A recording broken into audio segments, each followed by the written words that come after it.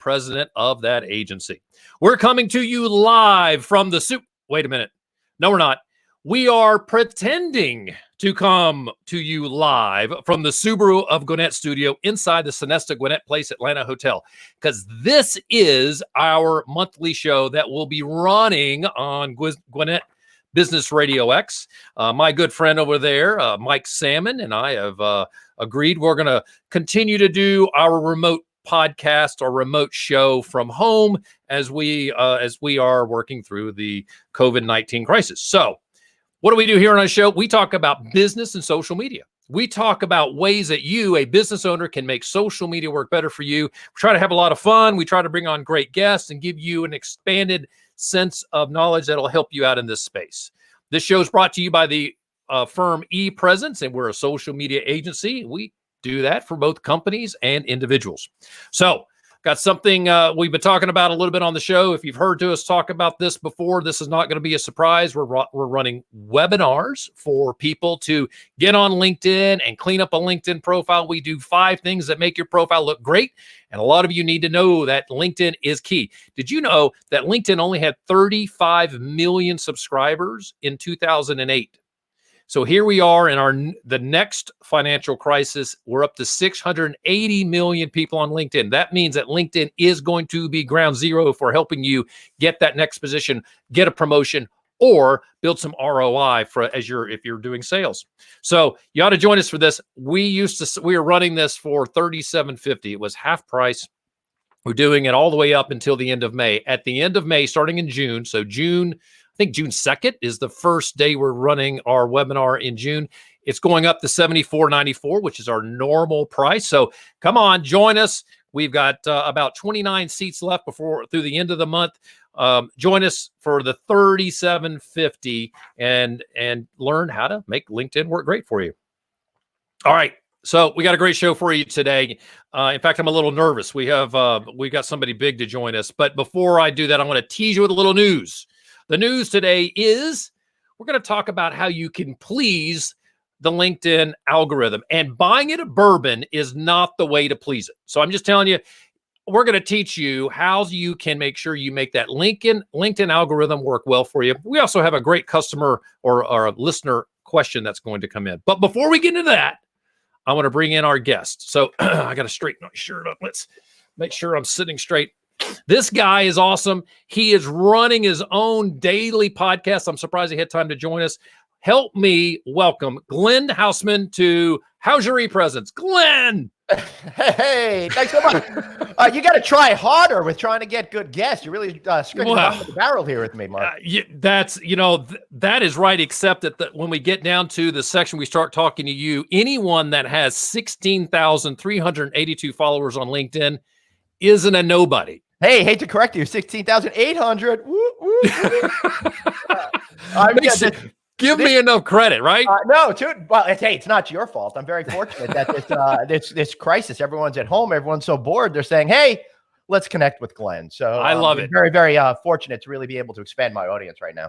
Yeah, when you and I met on that show, as a matter of fact, Speaking of being fortunate, you had me on there with Joe Rice. We were talking about resumes and how to make LinkedIn work a little better. I might say you were so great. We had to have you back a second time. So I like to tell everybody you wanted to pay me twice. Right.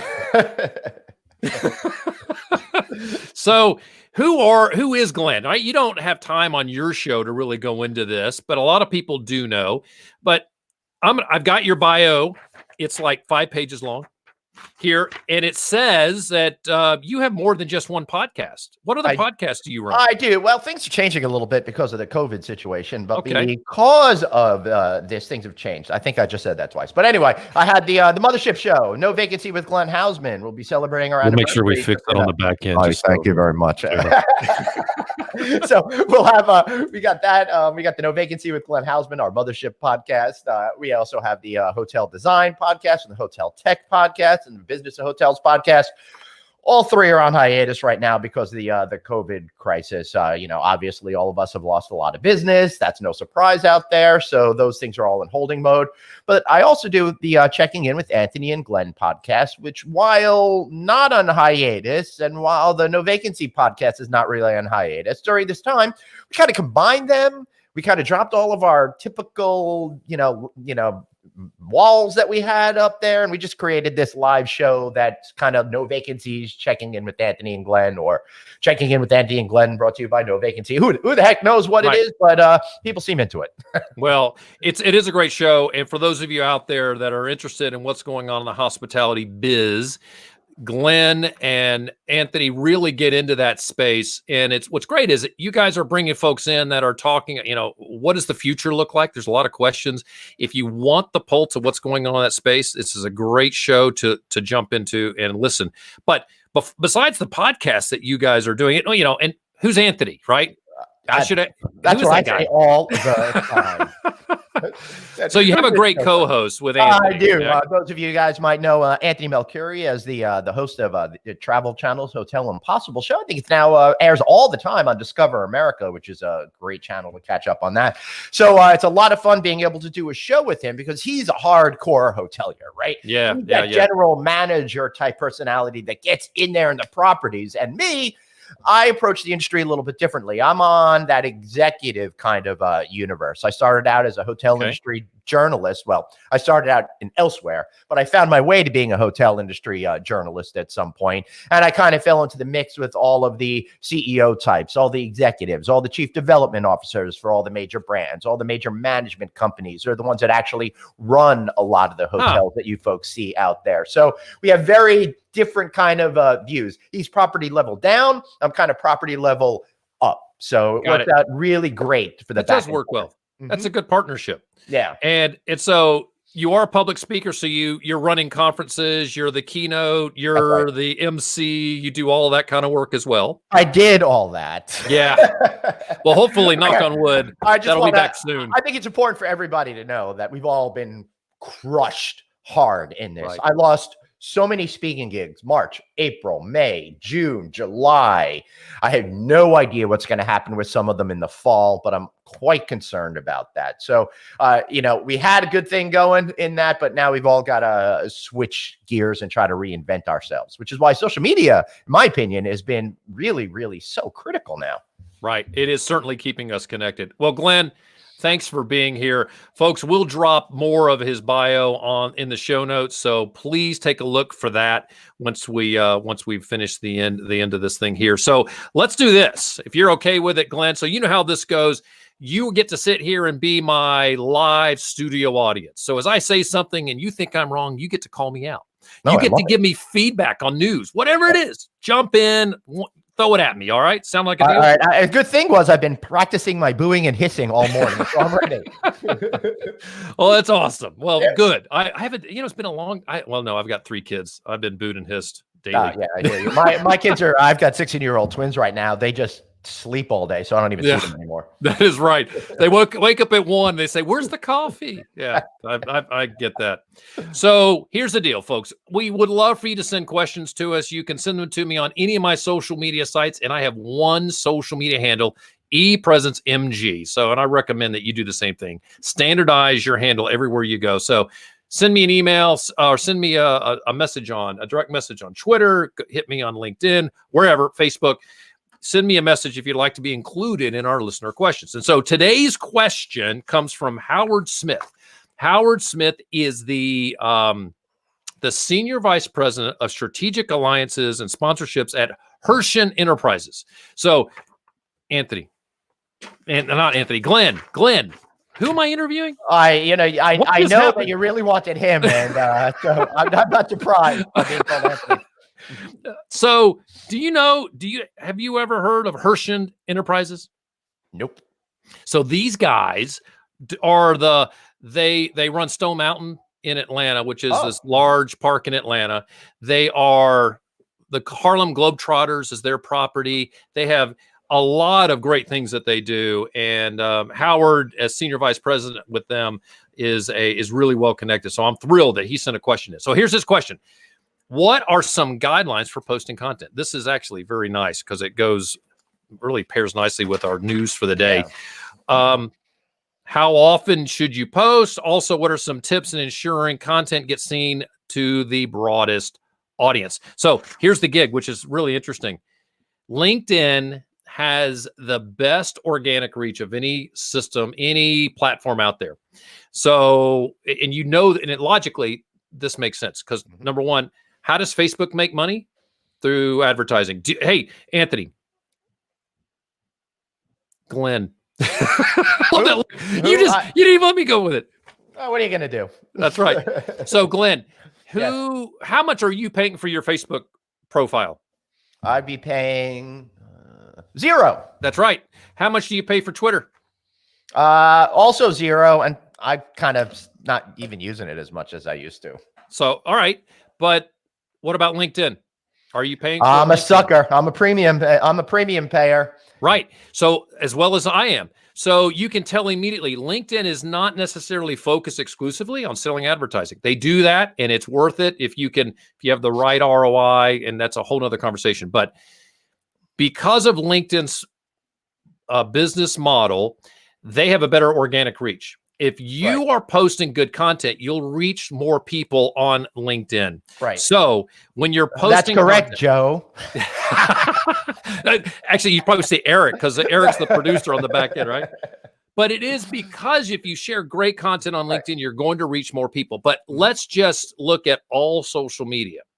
One of the things that we don't want to do is you don't want to just share content that is me. We used to do that on social media, right? That's what you remember back in Facebook where it would be like Glenn Haussman is thinking about making money today or whatever it would be like. Things have changed so much. They has. Now a lot of people are looking at those posts saying, who cares? Right. So it's so important that you're sharing content. Like our mission here on How's Your ePresence is to share content with you that'll help you. So that's why we include this type of content. Here's the gig.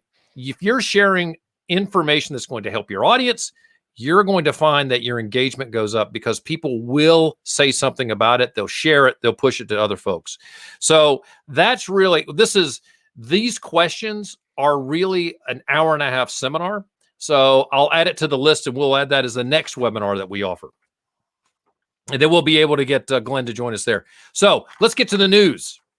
The news today is how do you please the LinkedIn algorithm? And so, as you can see, this goes well with the question that came in from Howard. I saw this article this morning, and it came out of martechseries.com and written by, let's see if I can find the author of this. Actually, they're quoting Angela Mulrooney, who is the author of Unleashing Influence, The Secret to Standing Apart on Social Media as a Professional. So we're gonna put this in the show notes, and here's why everyone should read this. She provides some really awesome tips on how you can get LinkedIn to work a little better for you. Now you know why I didn't go in great detail to Howard's question. Here's some of the tips she has. Number one, be smart. She says, put out original and thought-provoking content. So this is great. Glenn, when you guys were starting to decide whether you wanted to do this daily podcast, you knew that if you put out great content, it would help grow your audience. It would, in fact, help your audience and help you. Right.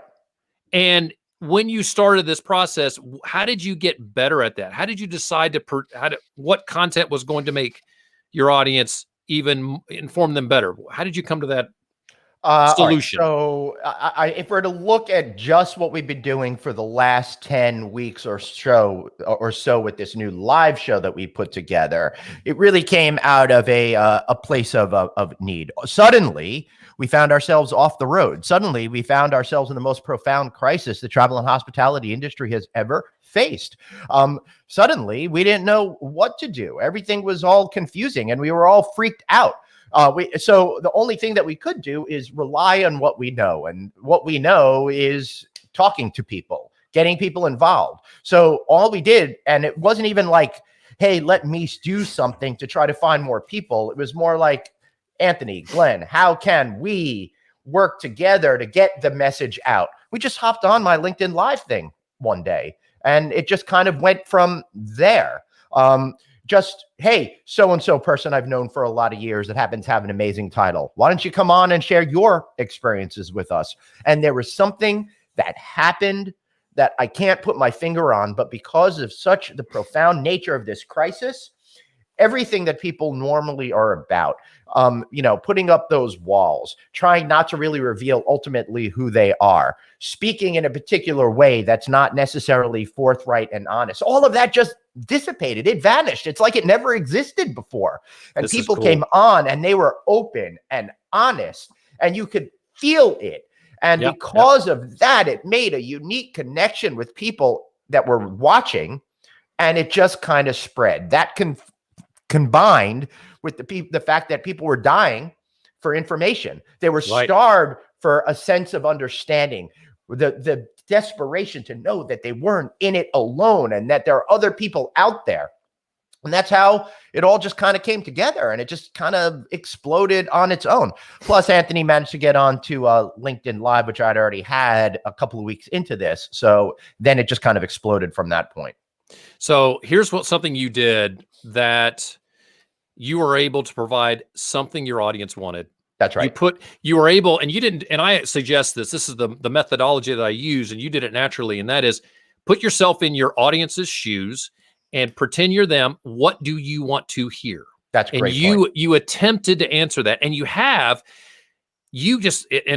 quite frankly, it blossomed because as the guests came on, they were looking for an outlet to share this content. It just simply got better and better and better. And you're getting competitors to come onto the show, and they're sharing their deepest, darkest secrets. It's unbelievable. I know, they're on with each other. And for those folks who don't really understand how our hotel universe works, right? People think that because Marriott or Hilton is on the top of the door of the hotel, that's who owns it. That's very rare that happens. Yeah. It's a lot of individual owners and investors, a lot of small family businesses, particularly when you think of like Holiday Inn Express or Hampton Inn and those types of products. And a lot of times, if they're not operated by the actual mom and pop small business, they're operated by management companies. And these management companies fervently fight each other all the time for that business. But now, coming on the show, they all realize that we're all in it together, and they're all kind of sharing trade secrets with each other. And all of those boundaries have just been broken down in our industry. It's fascinating. It is. It really is interesting. So Ken Patel with Global Hotel Group was on our show yesterday, as a matter of fact. I saw. Yeah, as an example of someone, and they have Motel Sixes, and then they've got the 12 Hotel in Atlanta and DoubleTree. So you can have a number of hotels under one banner. Well, that's awesome. So providing great content is really important to grow your audience. The other one is you got to be consistent. You guys get this. You're being consistent. You're dropping content every day. And I see you on LinkedIn interacting with your audience, i.e. your connections, or you've got a lot of followers, not necessarily that. Do you have the same number of connections as followers? How many connections do you have? I've got the 16,800 connections. Okay.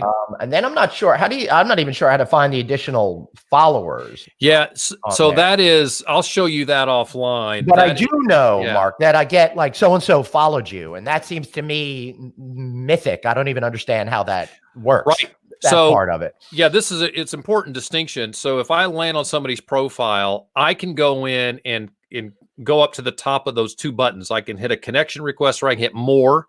And when I click more, I can go down and follow them, which means I will see their posts, but I don't have to be connected to them. Right.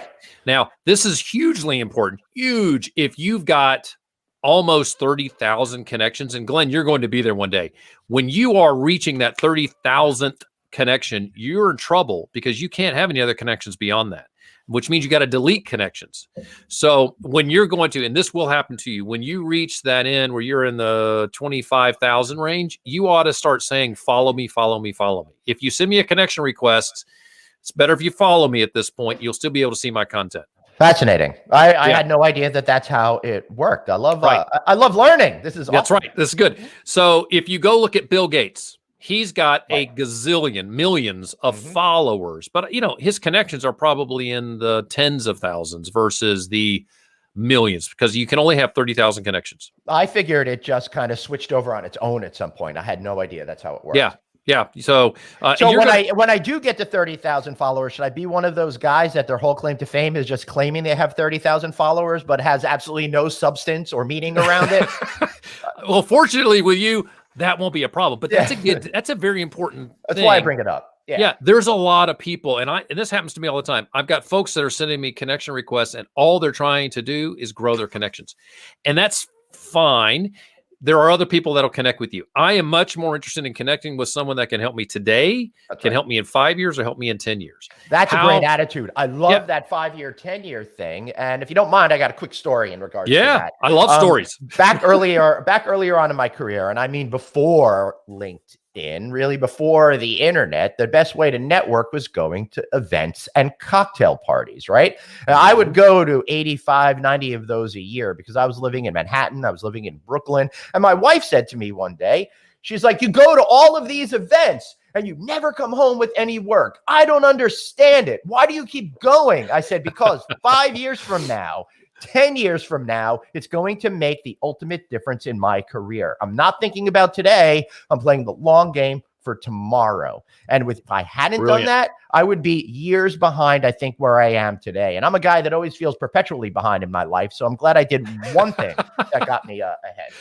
So that's a perfect reason why it's the way you should build your LinkedIn connections, because you may look at someone and say, you know what, I'm not so sure. But if you think, you know what, in 5 or 10 years, they may be a regional vice president. That's right. Connect with them. One of the guys that I've been connecting with for 15 years or so, suddenly he's the CEO of a major hotel company, right? What? So, who knew? Who knew? Right? You know, my whole class of people, you know, when I mean class, I mean the year we all kind of came into the business. We're in the same kind of family and same kind of age group. We're a lot of those guys and women have achieved amazing titles now, right? So when you think about your career arc, you know, and you make friends with all those people, at some point in the future, it's going to be a great asset to you if you can maintain those relationships for decades.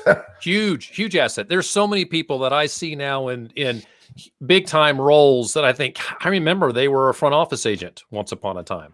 So seriously. And let me just say, most of the major CEOs of the hotel companies all started out at those entry level positions. Absolutely. You know, and that's a great message for folks coming out of college who are looking to get in the hospitality industry. And you see that, you know, the position you can get right now is front office or front office supervisor. Great. Take it, because as soon as you get into that space, and this will happen to you if you're really good at what you do, you'll find you'll get promoted quickly because you'll outshine everybody else on that front desk. Right. So that's how you do it. Each and every day, just coming in and doing your very best job. And get out of your comfort zone. Someone asks you to do something. Oh, that's a great point. That's a great point. So here's some other tips that Angela Mulroney shared. Use variety. So definitely shake things up. Just don't drop the same type of content all the time. If you're dropping, and I call this curating, if you're finding news, so if you go to novacancy.com and you find something to share, which we do recommend that you do that, when you share that content, make sure you say something about it. Just don't share that content. Say why you're posting it. It's kind of like, I read this article. I'm showing you why I think it's valuable. You need to do the same thing if you're sharing that content. That's a really good tip, Mark, because, you know, being that I'm a news site, my stuff is a little bit different. Sometimes I put out stuff and I don't have that editorial point of view. I just started this week a brand new show. I'm going to be doing 3 times a week, short videos, 3 to 5 minutes, talking about the headlines in the hospitality industry, combined with that analysis kind of a element to it. Oh, that's fantastic. For somebody like for me, it's just more important to get the news out there so others can share it and add context to them. Right. But for all of you folks out there that don't happen to be an industry journalist for whatever business you're in, it's incumbent upon you to show why this news is important, what the educational merits of that piece of news is, and show that you know what you're talking about. You're bringing something new to the conversation, and you're a valuable individual to connect with in the long term. It's brilliant. Absolutely right. I'm glad we're recording this. Now I don't have to, you know, I can steal all the stuff that I said. You can listen to yourself say, yeah, I was smart. That was good. I need to do that. Sometimes I just play, I'll just play this over and over as I fall asleep at night. So let's dig into you, Glenn, and figure out, how did you get to be the rock star you are? So here's some data. So you have 16,800 connections on LinkedIn. You have 6,438 followers on Twitter. Did you know that? I did. And again, I should really be putting more effort into that. And I could totally build that up, but I'm so lame. We'll talk about Twitter more. We'll get into that. You have 4,972 friends on Facebook. You have 1,663 followers of your No Vacancy Facebook page. How did you grow your followers? What did you do to build that? I'm going to call it followership. Yeah, mostly I released a pandemic on the world, and that really got people focused on what I'm doing. But the truth is just being there, being consistent. And I learned that Facebook is a completely different animal than LinkedIn, where I found a lot of success on LinkedIn by just having relevant stories and sharing that with the appropriate hashtags, and they kind of take a life on themselves. Right. If you just put something on your Facebook page, it may just languish there. So I found, and it may be changing in the future, but I found a formula that works for me is taking those things and then sharing it on the applicable Facebook news groups. And then magic kind of happens on its own. So for me, I share it in groups like USA Hotel Owners, Patels for Hotels, the hotel marketplace. The reason why Patels for Hotels is a thing is there's a large Indian American community. The majority of them with the last name Patel operates those hotels. So I find my super wonky groups because I'm already a wonky kind of a thing, right? And then I match it up. So I could get thousands of views on a video by simply sharing it in the right groups. If I just let it sit on my No Vacancy page, I could get 200 views. If I share it, I could get several thousand views. Plus, people go, who is this guy? I want to learn more. And then they follow the page. So this is just brilliant. You can do the same thing in LinkedIn, joining groups and posting content to those groups. It doesn't. I find that they're not working the way that they were supposed to work. I feel like the groups were great 5 years ago, and then LinkedIn said, we don't care about these things. Right. And they've made it very difficult to find success in there. And I'll tell you, I was very disappointed because when I launched this podcast 4 years ago, and I'm speaking the Mothership No Vacancy with Glenn Haussman podcast, I said, man, this group has 272,000 people in it. This group has 500,000 people in it. I'm just going to put my podcast here and I'm going to sit back and I'm going to be successful. Nothing. Yep. Zilch, zero, nada. So I don't know what's going on with the LinkedIn groups. And as someone that's time starved, I have not put as much effort into news groups as I probably should because Facebook's so appealing.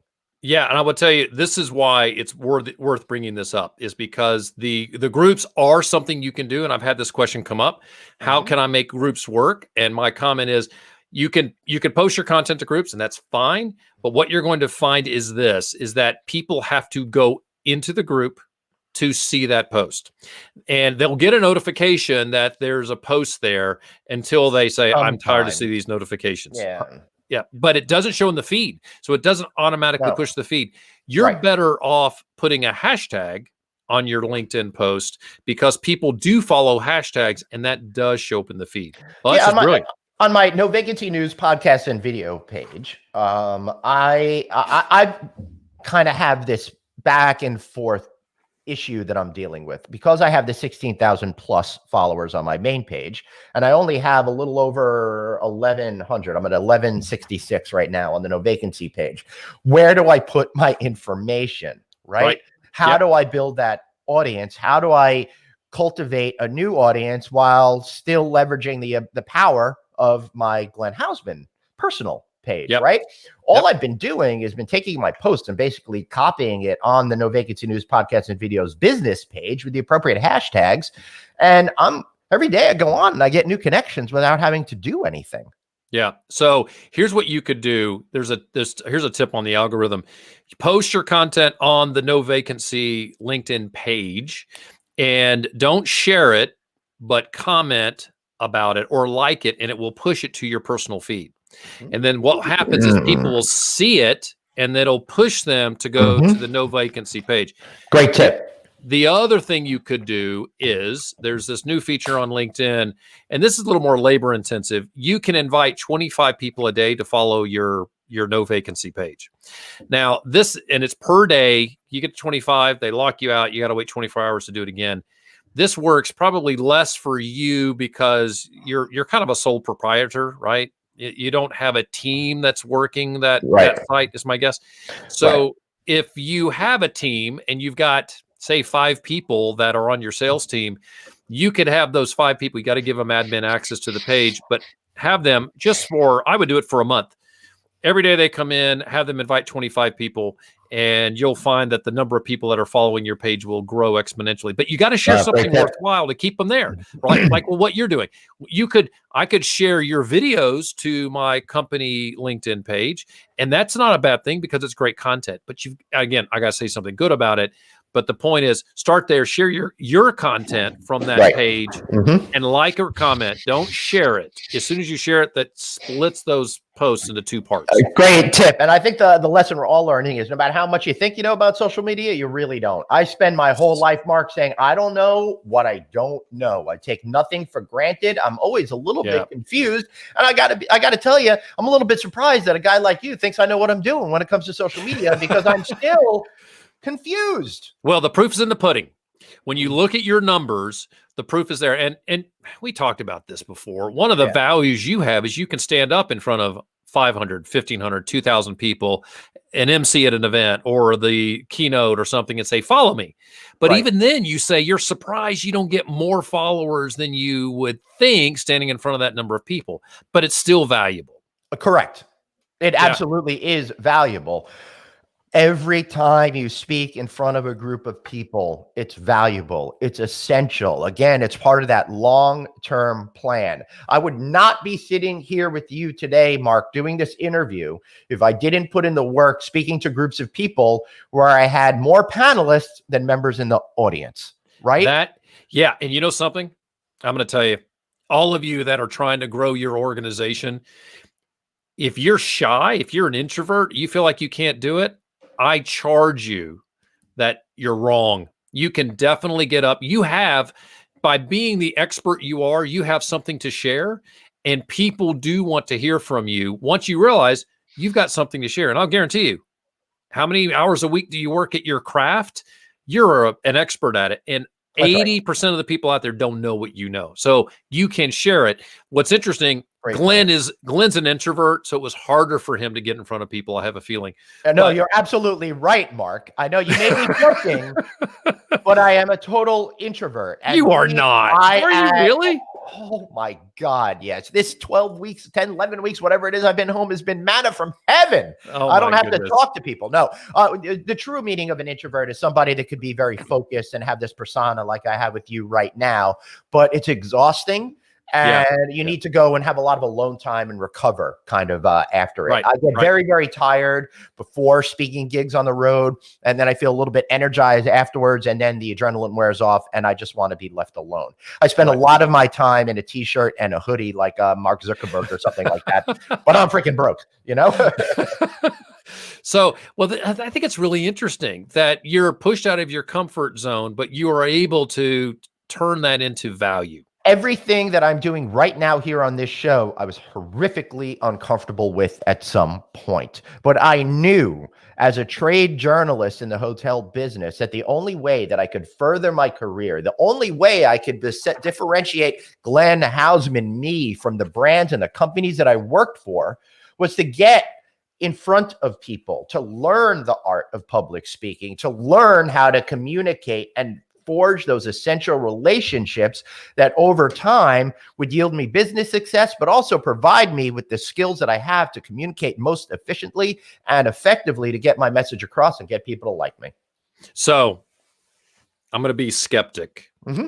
So the reason I can't speak in front of groups is I can't write. And you're a writer, right? It sounds like you came out of journalism. You learned the communication. I didn't go to journalism school. In college, I spent a whole lot of time focused on beer and that sort of thing. I like writing. Yes, I like writing. And I was able to crack the formula of knocking out articles and stuff like that. But that doesn't necessarily mean that I'm prepared for what I do today. It's a totally different skill set, in my opinion. Right. Okay. being an expert in what you do and tapping into the confidence and knowledge and insight that each and every one of us possesses in our field of expertise, that's really where you need to focus on. Speaking from the heart, it's speaking with confidence, it's speaking from a place where you know what you are talking about. The biggest thing that I realized when it came to my journey from scared little boy trying to stand in front of an audience to a confident speaker, that I could feel thousands of people in the room are focused and not on their phones and paying attention to me, was just that moment where I realized that I can do it. There's nothing that can happen on stage. There's nothing that can happen with a technical glitch when I'm running my own show. There's nothing that can happen if somebody tries to stump me with a question that I don't know the answer to that could stop me. Because I realized at some point I possessed all of the information and knowledge and the ability to be successful in that particular venue. So it wasn't a knowledge issue. It was a getting over my fears and my own obstacles that I put in my way to find success to do this, as opposed to anything else. That's just brilliant. So I have this, I do this mental trick, and I truly believe it. So I shouldn't say it's a trick. I actually believe that when I'm in front of an audience, that only about 2 people are really listening. And so, you know, nobody's really going to notice if I stumble, right? Nobody's really going to, you know, and I tell you something, I have a, don't tell anybody, don't tell my wife this, all right? So I read at my church. And so last Friday, this is a bit of a test. I got up to read at the church, and there's this reading, and then after that reading, you're supposed to read something else at this. It's called the daily mass. Well, I don't go to daily mass, so I read, and I left, and I got down in front of the altar, and the priest, the celebrant, looked at me and went, "You got to read some more." And so I had to turn around, go back up, and finish the reading. All right, not a big deal. I said nothing to anybody, and I found out that nobody watched it. Nobody said anything to me about it. So I do think that there is this piece that is somewhat true, that people don't really notice the things that you and I notice that we see was wrong with our presentation. They really don't see it. I will tell you, because I've now been at this for a lot of years in terms of doing just a pure podcast, and now with the video elements and all of that, I've gotten comfortable to the point that externally, I'm hoping that nobody can tell whether or not I'm doing amazing in here or dealing with a lot of issues in here, and think that my performance for the day was a complete cluster F, right? I can feel that way, but I know that the audience doesn't necessarily feel that way. And to go back to your point about people watching, not paying attention, if I'm feeling a little bit off when I'm on stage, I find that 1 or 2 people that I know that are riveted, because there's always 1 or 2 in a big group of people. And I look at them and I get the energy from them into brilliant. me, which I could then turn around and put out to everyone else, which will hopefully create more of a wave of energy that will then build throughout the audience and come back to me. There is something that you are very good at conveying, and that's empathy. You are able to connect with people, and that is that's a skill that I do think that all public speakers should have. And I don't know where that comes from. Yeah, it's just the ability to connect. And here's why I think empathy is so important, especially if you present publicly. Somewhere, somehow, someone's going to hit you with a zinger that you don't know the answer to, or you're not ready for, right? It's going to come out of left field. And if you turn it to you, if it's about you, you're going to freeze up. If you turn it back and try to empathize with the person that's asking the question to figure out what is it that they're really asking, or why are they asking, and you could ask them a question. Say, so tell me, why are you asking that? You're going to find that empathy turns into something that's genuine, because it is genuine, and you're going to blow up that question and make it look better than it could have. When you said, "Oh, I don't know the answer to it." I don't think that on stage it's good to ever say, "I don't necessarily know the answer." I would ask the question, and you could say, "I've never heard that perspective."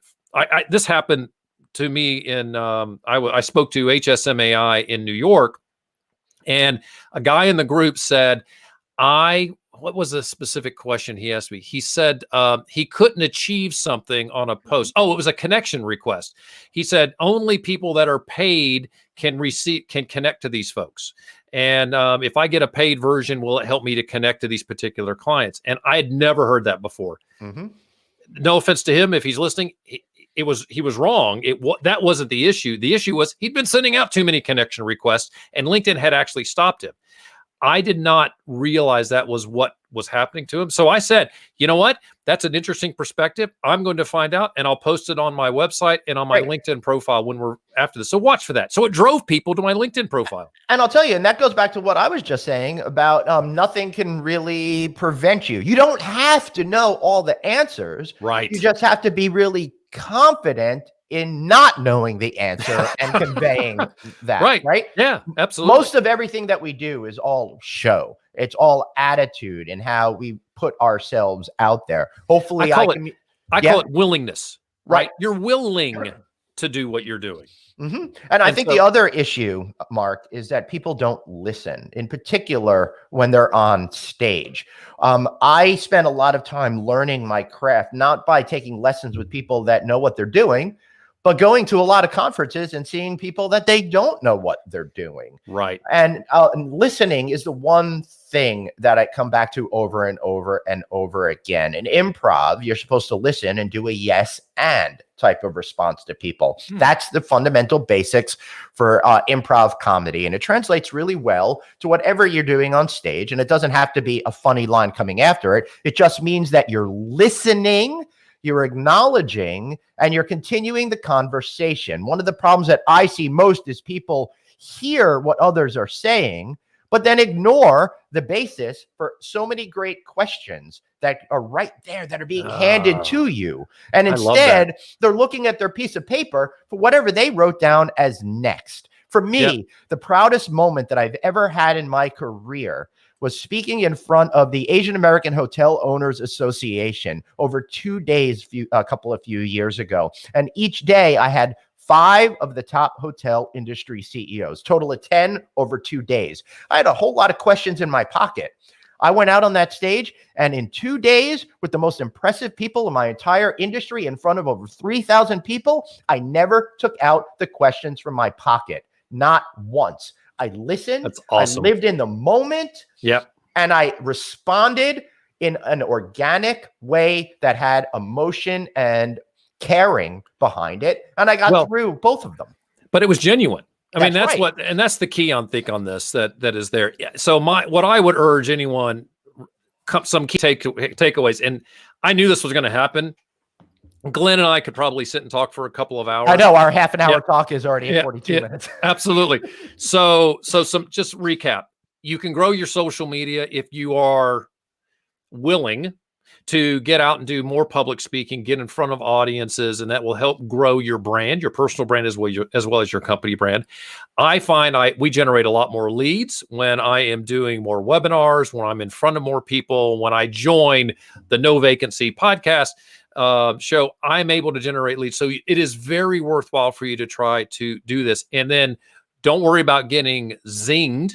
Don't worry about something that is going to throw you off, because really you're the only one that's going to know that you're off. And if you're able to respond, like Glenn said, in a empathetic way, listening and responding honestly, there's nothing wrong with saying, I am not this, right? Let me add something else to that thought, Mark. Yes, please. The experience that I've had over the last 10 weeks, the people that have been most successful, and they've almost all been like this, are the ones that are open and honest. I said that earlier. There's something about being ultimately truthful, and I don't mean just with the not lying. I mean honest to your soul, to your heart, to who you are as a fundamental human being. When you convey that, it doesn't matter the words that you say. People don't necessarily remember everything you say. They remember how you made them feel. And by being open and honest, they remember, they feel good because the interactions with you, even if they don't remember all the fundamentals that we're going to come away from this conversation. Stop putting on facades. Don't try to be something you're not, right? That's what I'm taking from this. But we're taught to do that. We are taught, be something you're not. No, be who you are. Be comfortable in your own skin and be a little bit vulnerable. And when you can do that, you can be honest. And if you're honest, take everything you just said, put that on social media. If you're sharing content through a real honest prism, venue, how, your philosophy is, I'm just going to be who I am. Right. I'm going to share my expertise, but I'm going to do it in an honest, caring way. I think that you'll find a great success on your social media. Yep. Glenn, you had something else. I could see it was on your tip of your tongue. Dude, I always have something else. It just takes time. There is, I'm in a podcaster group on Facebook, and I like to see what people are up to. And a lot of people are just starting podcasts right now. Sure. It's exploded, blah, blah, blah. But so many people are like, what's the quick and easy way to get sponsors? I'm just starting a show. There's no quick and easy ways in life. I'm getting old now. And the one thing I've realized is the more corners you cut, the longer it takes to be successful. There's no substitution to hard work. There's no substitution to putting in the hours, and there's no substitution to ultimately putting in all the effort that you can. If you try to cut corners, if you try to take the easy way out, you're doing yourself a disservice. Not going to work. Bravo. All right. I got to stop. We're going to you and I are going to be here for the next 4 or 5 hours. Thank you. Thank you so much for joining us. Thanks, Mark. This was a great, robust conversation because you have so much cool info to share. And you know what? It hasn't been easy for you, but you have found success. And I know this, and you know this in your heart of hearts. We're going to come out of this. You're going to see more demand for you for keynotes, for emceeing events because of what you're doing now. Doing the hard work now is going to pay off. I hope so. I mean, after all, there's no doubt. 6 months from now, it's going to be 6 months from now. Right. Have you put in the work to get you to that point? Yep. Or have you just sat on your own and not empowered your own existence? I could very easily have sat back during this crisis. I could very easily have done what a lot of my, competitors out there have done. The ones that have worked for other hospitality hospitality trade magazines. A lot of them got laid off. They're not doing anything. They're forcing themselves into irrelevancy and actively destroying their careers without their knowledge, because they're not doing what they need to do to build a better and brighter future for them tomorrow. I may not have realized it at the beginning when I started this, but you're absolutely right, Mark. I'm in a much better position. My audience has exploded. My visibility has really become prominent in this business, and I'm at a level that I could not have assumed I would ever get to before, when my whole life was torn away from me in the beginning of March, and I lost 75% of my business. I could have crawled into a corner and cried. And there are a couple of days I might have done that, but to just get focused and forward and have something that has meaning, it's made all the difference. And I know the money will follow at some point. So whatever it is you're passionate about, if you could do it with your ultimate gusto and all the effort that you have within you from morning to night, you're going to be successful, because nothing can stop you if you have the passion and put in that hard energy and you take the time to be good at what you do. I love that. Oh my gosh, that's fantastic. All right. So for the 2 people that are interested, how can they find you online?